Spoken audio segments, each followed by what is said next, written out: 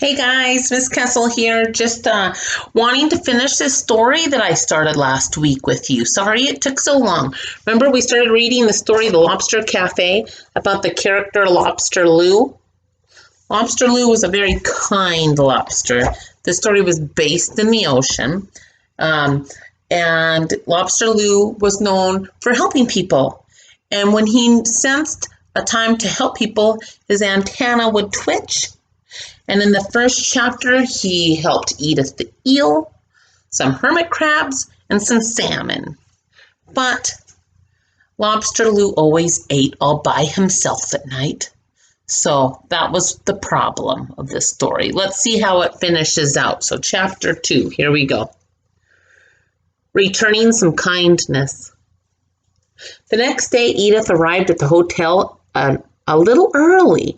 Instead of reporting to the cafe, Edith stopped in the lobby. Soon Edith had gathered a room full of jellies around her. The jellies were bobbing up and down in agreement with Edith. Yes, yes, yes, they agreed. Lobster Lou's kindness should be returned. They want to do something for Lobster Lou now. The jellies floated up and down the hallways of the old hotel, visiting other sea creatures and echoing Edith's words.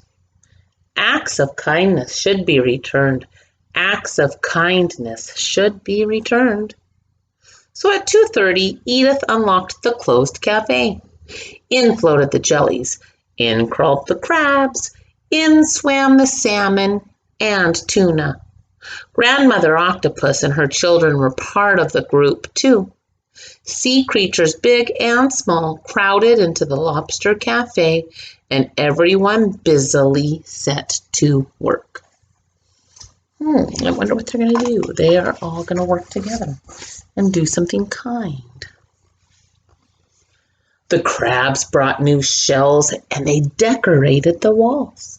The seahorses polished the silver. The tuna set up their band. The salmon got busy in the kitchen. Grandmother Octopus and her grandchildren sat in one of the booths, writing and coloring. By 3:48, everything was ready. The salmon hid behind the counter. The jellies hung like one big chandelier at the center of the room, and the seahorses and the crabs all scurried to find a hiding spot.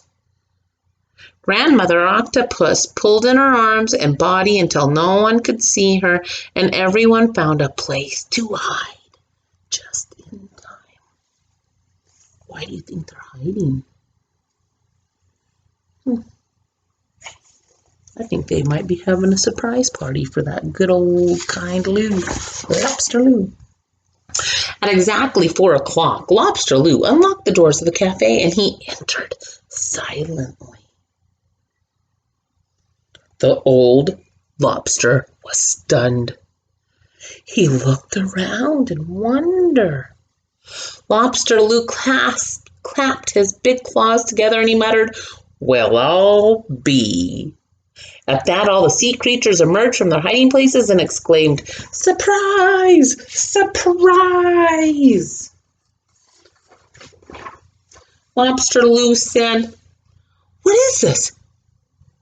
It isn't my birthday."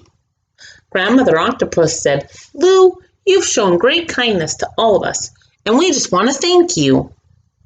Then Grandmother Octopus and her grandchildren gave Lou a book called Lobster Lou's Act of Kindness, Great and Small.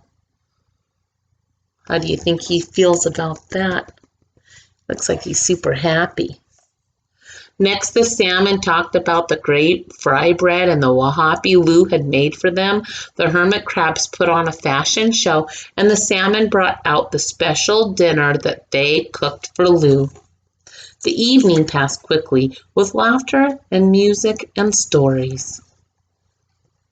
Toward the evening's end, the sea creatures chanted, "Speech, speech." Lobster Lou stood up and bowed stiffly. In his gruff old voice, Lou said, "You have honored me deeply. I don't know what to say." Then he simply said, "Thank you."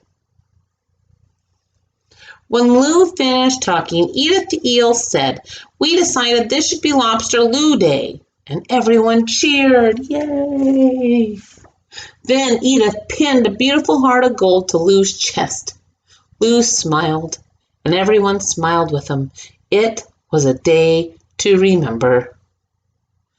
So, what a nice story. To this day, when someone needs cheering up, the sea creatures say, "Go visit Lobster Lou. He has a heart of gold." So they say, that's kind of a saying, if a person has a heart of gold, it means that they're good-hearted and they like to help people, like Lobster Lou. So make sure that you have a heart of gold and you help people too. So here we go. It looks like tomorrow we'll finally be on that octopus story, and I'm excited to read that to you, and I promise I will do it tomorrow. It'll be called Octopus Tales. So until then, I hope you're having a fantastic day. I hope you're being nice to your parents, and I hope you're getting really, really smart. I miss you guys. Talk to you later. Bye.